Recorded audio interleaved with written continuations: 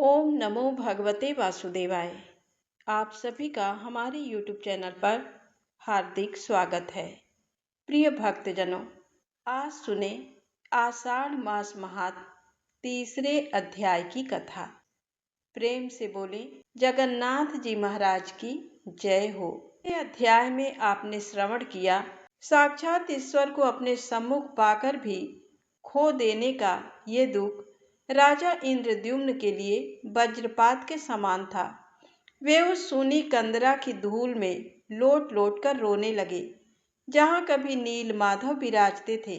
मंत्रियों और महारानी गुंडिचा के बार बार समझाने पर राजा अत्यंत भारी मन और अश्रुपूर्ण नेत्रों के साथ वापस अपनी राजधानी अवंती नगरी के राजमहल लौट आए। राजमहल के स्वर्ण जटित द्वार, मखमली सेज और 56 भोग के थाल अब राजा को शमशान की भांति नीरस प्रतीत होते थे। वे राजसभा में बैठते तो मंत्रियों की बातें उनके कानों में केवल शोर की तरह गूंजती। वे रात दिन केवल एक ही विलाप करते, हे जगदीश्वर, मुझसे ऐसी क्या त्रुटि हुई कि आप मुझे दर्शन दिए बिना ही ओझल हो गए? क्या मेरी भक्ति में कोई खोट थी? राजा की इस महाशोक को देखकर पूरी अवंती नगरी में उदासी छा गई। राजा इंद्रद्युम्न की इस विरह वेदना और अनन्य निष्ठा को देखकर अंततः वैकुंठ नाथ का हृदय द्रवित हो उठा।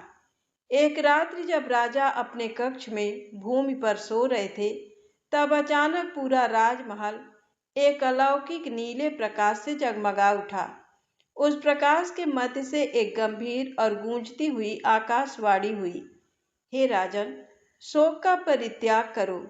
संसार में जो कुछ भी घटित होता है उसके पीछे मेरी एक व्यापक लीला होती है। मैं नीलमाधव के रूप में अब पुनः प्रकट नहीं होऊंगा, परंतु तुम अविलंब पुरुषोत्तम क्षेत्र के उस पावन नीलांचल पर्वत पर मेरे लिए एक विशाल गगनचुंबी मंदिर का निर्माण करवाओ। जब वह मंदिर पूर्ण वैभव के साथ स्थापित हो जाएगा, तब मैं समुद्र के खारे पानी में एक विशेष पवित्र लकड़ी के रूप में तैरता हुआ पुनः प्रकट होऊंगा और तुम्हें दर्शन दूंगा। इस आकाशवाणी को सुनते ही राजा इंद्रद्युम्न के जीवन की मृत चेतना वापस लौट आई। उनके जीने का एकमात्र उद्देश्य अब उस मंदिर का निर्माण बन गया। उन्होंने अपने राजमहल में रहते हुए ही राज्य के कोषाध्यक्षों को असीमित धन निकालने की आज्ञा दी। उन्होंने पूरे आर्यावर्त के सर्वश्रेष्ठ वास्तुकारों, पाषाण शिल्पियों और ज्योतिषियों को आमंत्रित किया। राजा ने स्वयं अवंती महल में रहकर प्रत्येक नक्शे और पत्थर की गुणवत्ता की जांच की। तत्पश्चात मंत्रियों के नेतृत्व में शिल्पियों का एक विशाल दल अपार धन संपत्ति और सामग्रियों के साथ पुरी भेजा गया। नीलांचल पर्वत पर दिन रात हथौड़ियों और छैनियों की गूंज सुनाई देने लगी। विशाल पर्वतों को काटकर पत्थर लाए गए, अष्टधातु के भारी द्वार ढाले गए और मंदिर के शिखर के लिए शुद्ध स्वर्ण के कलश तैयार किए गए। ये निर्माण कार्य इतना विशाल था कि इसे पूर्ण होने में कई वर्ष लग गए। महारानी गुंडिचा भी अवंती महल से ही इस बात का पूरा ध्यान रखती थी कि मंदिर का स्थापत्य साक्षात वैकुंठ की भांति दिव्य और अलौकिक हो। अंततः वर्षों की अटूट तपस्या के बाद नीलांचल पर्वत पर एक गगनचुंबी आलीशान और भव्य मंदिर बनकर तैयार हो गया, जिसकी ऊंचाई आकाश को छूती प्रतीत होती थी। जब पुरी में मंदिर का निर्माण पूरी तरह संपन्न हो गया, तब मुख्य वास्तुकार और मंत्रियों ने अवंती के राजमहल आकर राजा इंद्रद्युम्न को शुभ संदेश दिया। महाराज, आपके संकल्प का मंदिर पूर्ण हो चुका है। अब उसकी प्राण प्रतिष्ठा का समय आ गया है। ये सुनते ही राजा इंद्रद्युम्न की प्रसन्नता की कोई सीमा न रही। वे अपनी पटरानी महारानी गुंडिचा राजपुरोहित विद्यापति मंत्रियों और अपनी चतुरंगड़ी सेना के साथ राजधानी अवंती से प्रस्थान करके पुरी पहुँचे। पुरी की भूमि पर पैर रखते ही राजा सीधे उस नवनिर्मित भव्य मंदिर के सम्मुख गए।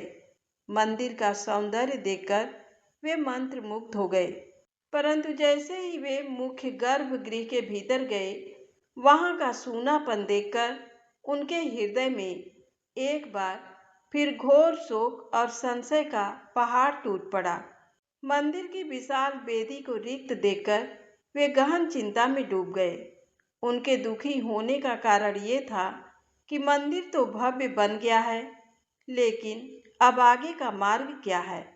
भगवान विष्णु ने आकाशवाणी में ये तो कहा था कि वे समुद्र में दारू के रूप में आएंगे, परंतु उन्होंने समय और स्थान का कोई निश्चित संकेत नहीं दिया था।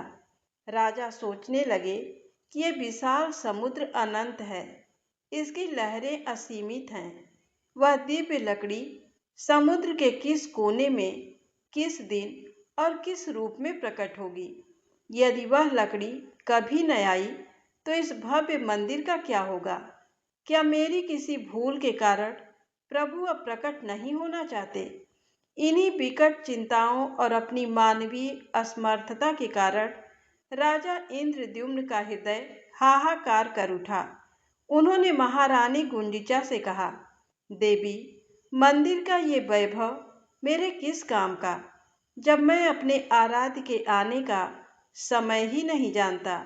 यदि प्रभु यहाँ नहीं आए तो मेरा ये जीवन व्यर्थ है। राजा ने राजसी वस्त्रों को उतार फेंका। वे महारानी गुंडिचा के साथ उसी नवनिर्मित मंदिर के समीप समुद्र तट की गीली रेत पर बैठ गए। उन्होंने अन्न का एक कण और जल का एक बूंद को भी स्पर्श करने से मना कर दिया। उन्होंने प्रतिज्ञा की कि जब तक साक्षात नारायण स्वयं प्रकट होकर आगे का मार्ग नहीं दिखाते, वे इसी रेत पर निराहार रहकर अपने प्राण त्याग देंगे या फिर इस उफनते समुद्र की लहरों में जल समाधि ले लेंगे। दिन बीतने लगे। भूख और प्यास के कारण राजा और रानी का तेजस्वी शरीर कांटों की तरह सूखकर दुर्बल हो गया। उनके होंठ सूख चुके थे, आंखें धंस गई थी, परंतु उनके मुख से निरंतर ओम नमो नारायणाय का महामंत्र निकल रहा था। राजा रानी की इस तपस्या और अनन्य निष्ठा को देखकर साक्षात श्रीहरि विष्णु का आसन वैकुंठ में डोल उठा। जब राजा और रानी अचेतन अवस्था में रेत पर पड़े थे, तब एक रात्रि उन दोनों को एक ही समय में एक जैसा ही परम अलौकिक स्वप्न आया। स्वप्न में चतुर्भुज नारायण अपने पूर्ण शंख चक्र गदा पद्म स्वरूप में प्रकट हुए। प्रभु के श्याम वर्ण शरीर से करोड़ों सूर्यों का तेज निकल रहा था। प्रभु ने अत्यंत करुणामयी वाणी में कहा, हे इंद्रद्युम्न, हे गुंडिचा, अपनी आंखें खोलो। तुम्हारी कठिन परीक्षा का काल अब समाप्त हुआ। तुम दोनों की इस निष्कपट भक्ति ने मुझे वैकुंठ का ऐश्वर्य त्यागने पर विवश कर दिया है। कल भोर की पहली किरण जब इस सागर के वक्ष स्थल पर पड़ेगी, तब मैं दारू ब्रह्म के रूप में समुद्र की लहरों पर तैरता हुआ साक्षात तट की ओर आऊंगा। उस महादारू पर शंख चक्र गदा और पद्म के चिन्ह अंकित होंगे। तुम अपनी पूरी प्रजा और मंत्रियों के साथ मेरी अगवानी करो और मुझे उस नवनिर्मित मंदिर के भीतर ले जाओ। अगली सुबह जैसे ही पूर्व दिशा में सूर्य देव ने अपनी लालिमा बिखेरी, राजा इंद्रद्युम्न, महारानी गुंडिचा, राजपुरोहित विद्यापति और पुरी के हजारों नर नारी पागलों की भांति समुद्र तट की ओर दौड़े। समुद्र की जो लहरें कल तक भयानक गर्जना कर रही थी, वे आज किसी आज्ञाकारी सेवक की भांति अत्यंत शांत और मंद गति से बह रही थी। तभी दूर क्षितिज पर, जहां आकाश और समुद्र मिलते हैं, एक अद्भुत प्रकाश पुंज दिखाई दिया। एक विशालकाय वजनी लकड़ी का तना लहरों की गोद में ऐसे खेल रहा था मानो वह अत्यंत हल्का हो। जैसे जैसे वह काष्ठ निकट आ रहा था, पूरे पुरुषोत्तम क्षेत्र का वातावरण अलौकिक हो गया। हवाओं में अचानक कस्तूरी, दिव्य चंदन, पारिजात के पुष्पों और अलौकिक कपूर की ऐसी तीव्र और मनमोहक सुगंध फैल गई कि जो भी व्यक्ति वहां खड़ा था, उसका मानसिक संताप और शारीरिक थकान एक क्षण में विलीन हो गई। जब वह महादारू पूरी तरह तट की रेत पर आकर स्थिर हुआ, तो वहां उपस्थित जन समुद्र आश्चर्य और श्रद्धा से चीख पड़ा। वह कोई साधारण वृक्ष का तना नहीं था। उसका रंग गहरा, सांवला और चमकीला था। उस काष्ठ के ऊपर प्राकृतिक रूप से साक्षात भगवान विष्णु के चारों आयुध शंख, चक्र, गदा और पद्म स्पष्ट रूप से उभरे हुए थे।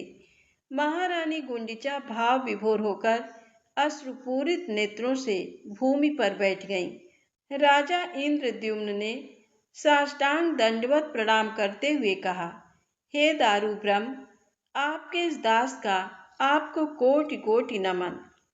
भगवान को अपने सम्मुख साक्षात रूप में पाकर राजा इंद्रद्युम्न के मन में अनजाने ही उनकी क्षत्रिय सत्ता और सैन्य शक्ति का थोड़ा सा अभिमान जाग उठा। उन्होंने सोचा, मैं आर्यावर्त का इतना प्रतापी सम्राट हूँ। मेरे पास हजारों बलवान सैनिक और महाबली हाथी हैं। मैं इस लकड़ी को क्षण भर में यहाँ से उठवाकर मंदिर में भिजवा देता हूँ। राजा ने गर्व से भरकर आदेश दिया, मोटे मोटे रस्सों को लेकर आओ। 500 सबसे हट्टे कट्टे और बलवान सैनिकों को इस कार्य में लगाओ और इस काष्ठ को खींचकर नवनिर्मित मंदिर की ओर ले चलो। सैनिकों ने भारी रस्से महादारू में बांधे। वे अपनी पूरी शक्ति लगाकर चिल्लाए, जय जयकार। सैनिकों के चेहरों पर पसीना आ गया। उनके पैरों के नीचे की रेत धंस गई। उनके हाथों की चमड़ी छिल गई। रस्से पूरी तरह तन गए, परंतु वह लकड़ी अपनी जगह से एक सूत 1 इंच भी नहीं हिली। वह रेत में ऐसे जमी थी मानो उसकी जड़ें पाताल लोक के केंद्र से जुड़ी हों। राजा इंद्रद्युम्न को अत्यंत आश्चर्य हुआ। उन्होंने अपनी सेना के 108 सबसे विशाल, मतवाले और शक्तिशाली हाथियों को आमंत्रित किया। हाथियों के गले में मोटे लोहे के सांकल और रस्से बांधे गए। महावतों ने अपने अंकुश चलाए।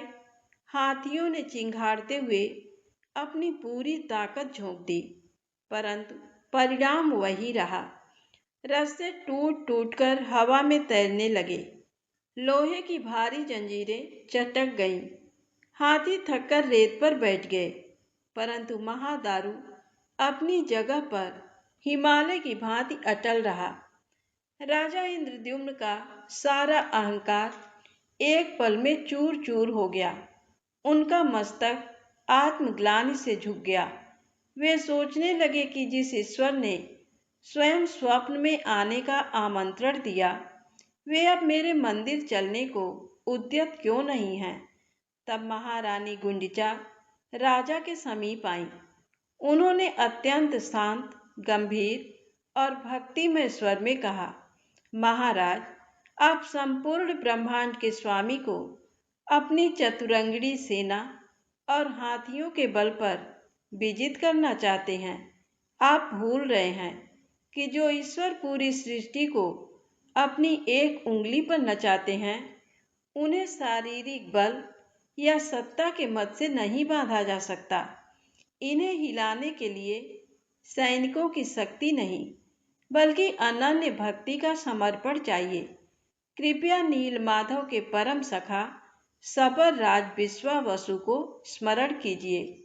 ये भगवान की एक सोची समझी योग माया का ही खेल था। भगवान संसार को यह संदेश देना चाहते थे कि जाति, वर्ण, राजा या प्रजा का भेद मेरे दरबार में व्यर्थ है। भगवान किसी राजा के वैभव के नहीं, बल्कि भक्त के प्रेम के अधीन हैं। राजा ने तुरंत अपनी भूल स्वीकार की और पुरोहित विद्यापति को आदेश दिया कि वे सबर कबीले के मुखिया विश्वावसु को आदर सहित यहाँ लेकर आएं। विश्वावसु, जो नीलमाधव के अंतर्ध्यान होने के बाद से भूखे प्यासे रो रहे थे, जैसे ही उन्हें समाचार मिला कि उनके प्रभु दारू रूप में लौट आए हैं, वे नंगे पैर पागलों की भांति रोते बिलखते समुद्र तट की ओर दौड़े। जब विश्वावसु वहां पहुंचे तो राजा इंद्रद्युम्न ने स्वयं आगे बढ़कर कबीले के मुखिया के हाथ थामे और अपनी अज्ञानता के लिए क्षमा मांगी। अब वहां का दृश्य अत्यंत अलौकिक था। एक तरफ राजा की पूरी सेना, हाथी और सैनिक मूक दर्शक बनकर खड़े थे और दूसरी तरफ दो निश्चल भक्त थे, एक उच्च कुल का ब्राह्मण विद्यापति और दूसरा वनवासी सबरराज विश्वावसु। दोनों ने महादारू के सम्मुख घुटने टेके। विश्वावसु ने रोते हुए उस पवित्र लकड़ी पर अपना सिर रख दिया और कहा, हे प्रभु, अपने बच्चों की और परीक्षा मत लो। हमारे नवनिर्मित मंदिर को सूना मत छोड़ो, हमारे साथ चलो। इसके बाद विश्वावसु ने दाहिनी ओर से और विद्यापति ने बाईं ओर से उस विशाल वजनी लकड़ी को अपने कोमल हाथों से छुआ। जैसे ही दोनों ने उसे उठाने का प्रयास किया, वहां उपस्थित हजारों लोगों की आंखें फटी की फटी रह गईं। वह महादारू, जिसे 108 हाथी 1 इंच भी नहीं हिला पाए, वह सूखे घास के एक तिनके की तरह हल्की हो गई। दोनों भक्तों ने उसे अत्यंत सहजता से अपने कांधे पर उठा लिया। पूरी नगरी जय जगन्नाथ, जय नीलमाधव के आकाश भेदी जयकारों से गूंज उठी। भक्तों की टोली नाचती गाती हुई आगे बढ़ रही थी। इस प्रकार भक्ति के परम बल पर उस दारू ब्रह्म को नवनिर्मित मंदिर के मुख्य गर्भगृह के भीतर रत्न जड़ित महावेदी पर लाकर अत्यंत सम्मान पूर्वक स्थापित किया गया। महादारू के गर्भगृह में स्थापित होने के बाद अब सबसे महत्वपूर्ण कार्य प्रारंभ होना था। उस पवित्र लकड़ी को तराशकर भगवान के सुंदर विग्रहों का निर्माण करना। राजा इंद्रद्युम्न ने पूरे देश के सर्वश्रेष्ठ मूर्तिकारों और शिल्पियों को बुलाया। सोने, चांदी और पाषाण को आकार देने वाले बड़े बड़े शिल्पकार वहां एकत्र हुए। परंतु जैसे ही पहले मुख्य शिल्पी ने अपनी लोहे की तीखी छेनी उठाई और उस लकड़ी पर पहला वार किया, एक भयानक आवाज हुई और छेनी के 2 टुकड़े होकर हवा में उड़ गए, परंतु उस लकड़ी पर एक बारीक खरोंच तक नहीं आई। दूसरे शिल्पी ने प्रयास किया, उसकी भारी हथौड़ी ही बीच से टूट गई। जितने भी शिल्पकार आगे आए, सबके औजार एक एक करके कांच की तरह चटकते चले गए। सभी शिल्पी भय से कांपने लगे और उन्होंने हाथ जोड़ लिए। महाराज, ये कोई लौकिक काष्ठ नहीं है, इसमें वज्र जैसी अभेद्य शक्ति है। इसे काटना या आकार देना किसी भी मनुष्य के सामर्थ्य से सर्वथा परे है। राजा इंद्रद्युम्न और महारानी गुंडिचा पुनः चिंता के गहरे सागर में डूब गए कि यदि मूर्तियां ही नहीं बनेंगी तो इस भव्य मंदिर की विशालता का क्या लाभ। तभी मंदिर के मुख्य द्वार पर एक तीव्र प्रकाश पुंज दिखाई दिया। उस दिव्य प्रकाश के मध्य से एक अत्यंत वृद्ध ब्राह्मण लाठी टेकता हुआ गर्भगृह में प्रविष्ट हुआ। उसके बाल बर्फ की भांति सफेद थे, चेहरे पर झुर्रियां थी, परंतु उसकी आंखों में एक अजीब तेज था। वह वृद्ध कोई साधारण शिल्पी नहीं, बल्कि साक्षात देवताओं के शिल्पी विश्वकर्मा जी थे, जो भगवान विष्णु के गुप्त निर्देश पर एक बूढ़े मूर्तिकार का रूप धरकर आए थे। वृद्ध ब्राह्मण ने राजा के समीप आकर गंभीर स्वर में कहा, हे राजन, अधीर मत हो। इस दारू ब्रह्म को स्पर्श करने या इस पर छेनी चलाने की शक्ति इस मृत्यु लोक के किसी मनुष्य में नहीं है। इस कार्य के लिए ही मेरा अवतरण हुआ है। मैं इस काष्ठ से 3 अत्यंत अलौकिक विग्रह तैयार करूंगा, परंतु मेरी एक शर्त है। राजा इंद्रद्युम्न और महारानी गुंडिचा ने उनके चरणों में मस्तक नवाया और कहा, हे श्रेष्ठ शिल्पी, प्रभु के रूप के लिए हमें आपकी हर शर्त स्वीकार है। आप अपनी आज्ञा कहें। देवशिल्पी ने कहा, मैं इस नवनिर्मित मंदिर के मुख्य गर्भगृह का द्वार भीतर से पूरी तरह बंद करके एकांत में कार्य करूंगा। मुझे इस कार्य को पूर्ण करने के लिए पूरे 21 दिन का समय चाहिए।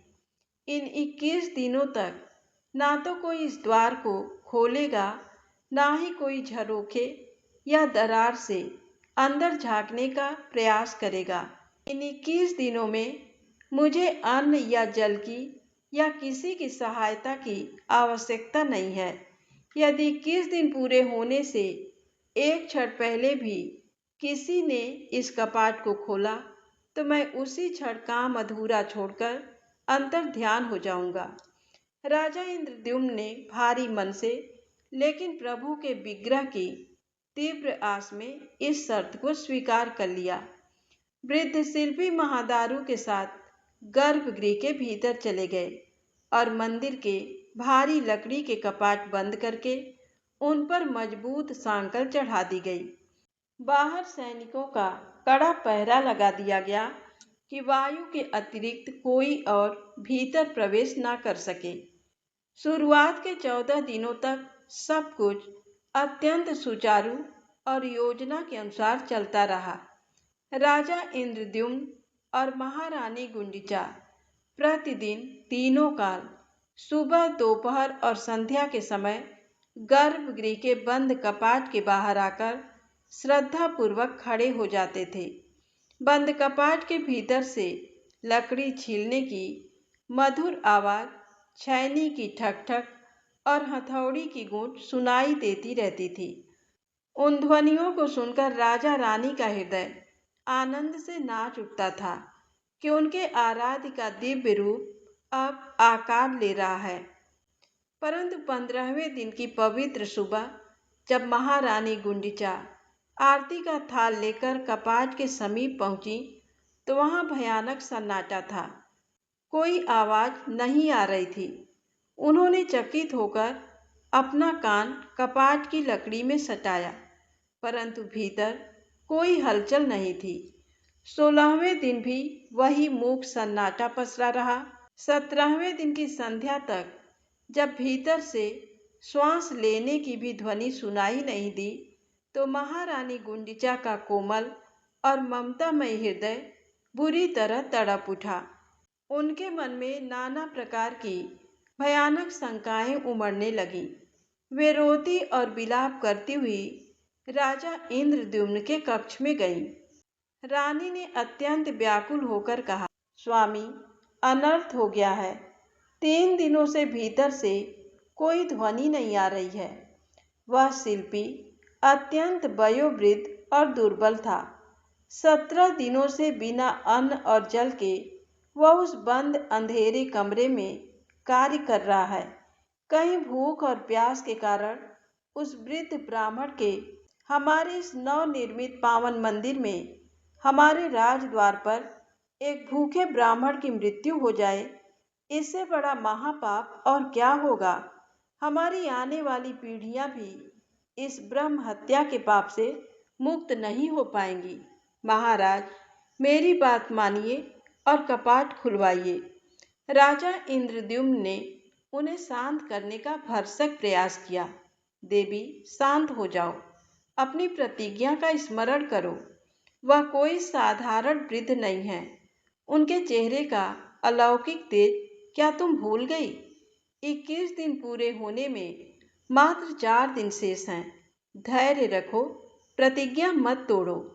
परंतु महारानी गुंडिचा की ममता, करुणा और ब्रह्म हत्या का भय अब सांसारिक नियमों और राजा की प्रतिज्ञा से बहुत ऊपर उठ चुका था। उन्होंने रोते हुए दृढ़ता से कहा, यदि वह वृद्ध भीतर मृत पड़ा होगा तो ये भव्य मंदिर भगवान का घर नहीं बल्कि एक शमशान बन जाएगा। मैं एक अदृश्य भगवान की मूर्ति देखने से पहले उस भूखे ब्राह्मण के प्राणों की रक्षा करना अपना पहला धर्म समझती हूँ।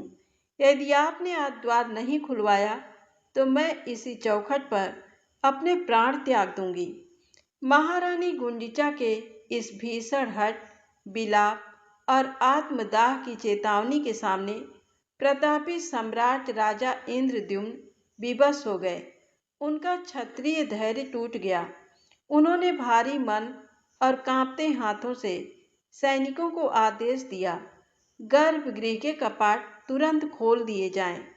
जैसे ही सैनिकों ने भारी लोहे की सांकल हटाई और मुख्य कपाट खुले, अंदर का दृश्य देखकर वहां खड़े हर व्यक्ति की होश उड़ गए। महारानी गुंडिचा ने डर के मारे अपनी आंखें बंद कर ली कि कहीं भीतर कोई मृत शरीर ना हो। परंतु जब उन्होंने आंखें खोली तो वहां कोई शव नहीं था। वह वृद्ध शिल्पी अपनी शर्त के अनुसार वहां से पूरी तरह अंतर्ध्यान हो चुके थे। महावेदी पर 3 अधूरे विचित्र विग्रह रखे हुए थे। भगवान जगन्नाथ, उनके भाई बलभद्र और बहन सुभद्रा। उन मूर्तियों के केवल धड़ बने थे। उनके हाथ और पैर अधूरे थे। केवल कोहनियों तक ही लकड़ी तराशी गई थी। आगे पंजे, उंगलियां या चरण नहीं थे। उनके चेहरों पर नाक और कान पूरी तरह स्पष्ट नहीं थे, लेकिन सांवले, गोरे और पीले चेहरों पर विशाल बड़ी बड़ी गोल आंखें बनी थीं, जो सीधे देखने वाले की आत्मा को झकझोर देती थी। ये देखकर राजा इंद्रद्युम्न फूट फूट कर रोने लगे। हाँ, धिक्कार है मुझ पर। मेरी चंचलता, मेरी कमजोर प्रतिज्ञा और अधैर्य के कारण मेरे प्रभु के हाथ पैर ही नहीं बन पाए। अब आने वाला संसार मुझे एक अपराधी के रूप में याद रखेगा, जिसने भगवान के रूप को सदा के लिए अधूरा छोड़ दिया। महारानी गुंडिचा भी स्वयं को इस अनर्थ का मूल कारण मानकर गर्भगृह की चौखट पर सिर पटककर विलाप करने लगी। तभी अचानक उस बंद और शांत गर्भगृह का वातावरण पूरी तरह बदल गया। एक अलौकिक नीली रोशनी चारों ओर फैल गई और एक ऐसी दिव्य, गंभीर और मधुर ध्वनि गूंज उठी, जिसने वहां उपस्थित हर व्यक्ति के हृदय के संताप को शांत कर दिया। वह साक्षात दारू ब्रह्म की महाआकाशवाणी थी। शोक का परित्याग करो। हे राजा इंद्रद्युम्न, स्वयं को दोषी मत मानो। हे ममतामयी रानी गुंडिचा, ये कोई भूल, दुर्घटना या तुम्हारी कमजोरी का परिणाम नहीं है, बल्कि ये मेरी ही अनादि और शाश्वत इच्छा है। ये भौतिक संसार मुझे सुंदर आकारों, आभूषणों और मानवीय अंगों में बांधना चाहता है, परंतु मैं इन सबसे परे निराकार और अनंत हूँ। आकाशवाणी ने आगे कहा, इस संसार को ये ज्ञात होना चाहिए कि बिना पैरों के भी मैं इस संपूर्ण ब्रह्मांड के एक एक कण का संचालन कर सकता हूँ। बिना कानों के भी मैं अपने दीन दुखियों की करुण पुकार सुन सकता हूँ, और बिना हाथों के भी मैं अपने भक्तों द्वारा अर्पित प्रेम, तुलसी और 56 भोग को सहर्ष स्वीकार कर सकता हूँ। महारानी गुंडिचा की जिस निश्चल ममता और व्याकुलता के कारण कपाट खुले हैं, उसी भावना को अमर करने के लिए मेरा ये जगत का नाथ जगन्नाथ रूप प्रकट हुआ है। मैं इसी रूप में इस नवनिर्मित मंदिर में निवास करूंगा। मेरी ये विशाल गोल आंखें हमेशा खुली रहेंगी, ताकि मैं अपने हर दुखी भक्त पर निरंतर अपनी करुणा की वर्षा कर सकूं। तुम बिना किसी संशय के इसी रूप में हमारी स्थापना करो। भगवान के इन अलौकिक और करुणामयी वचनों को सुनकर राजा इंद्रद्युम्न और महारानी गुंडिचा के हृदय का सारा संताप, सारा दुख और आत्मग्लानि एक क्षण में विलीन हो गई। उनकी आंखों से अब जो अश्रु बह रहे थे वे विलाप के नहीं बल्कि अगाध कृतज्ञता और परमानंद के थे। महारानी गुंडिचा ने जब पुनः उन विग्रहों की ओर देखा तो उन्हें समझ आया कि ईश्वर का ये रूप सांसारिक कसौटियों पर भले ही अधूरा दिख रहा हो, लेकिन आध्यात्मिक दृष्टि से ये ब्रह्मांड का सबसे पूर्ण, सबसे दयालु और सबसे सुंदर स्वरूप था। भगवान ने स्वयं रानी की ममता को इस रूप के साथ हमेशा के लिए अमर कर दिया था। राजा इंद्रद्युम्न ने बिना किसी देरी के पूरी श्रद्धा के साथ उन दिव्य विग्रहों को महावेदी पर सुरक्षित स्थापित करने और उनकी भव्य प्राण प्रतिष्ठा की तैयारियां शुरू कर दी। तो आज की कथा यहीं पर समाप्त होती है। प्रेम से बोलिए जगन्नाथ जी महाराज की जय हो। यदि आपको ये कथाएं अच्छी लगें तो कृपया वीडियो को लाइक अवश्य करें, चैनल को सब्सक्राइब करें और ज़्यादा से ज़्यादा इन कथाओं को शेयर अवश्य करें।